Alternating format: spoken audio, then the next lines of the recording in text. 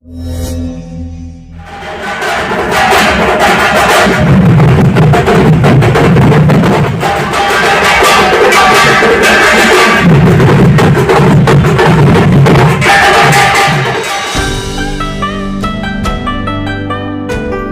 पुराना राजधानी जेनाबलीपाटना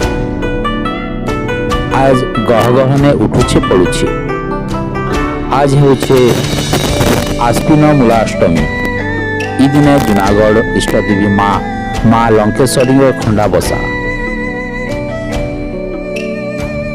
ई दिन मांकर खंडा के धोई करी महाराज आनिकरी मंदिर स्थापना करिवे।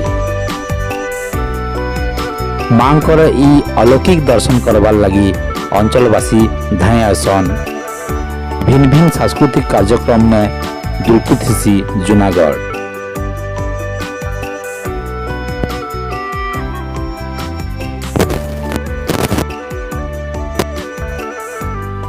जूनागढ़ नो हिराक्ष बनवा NR News 8।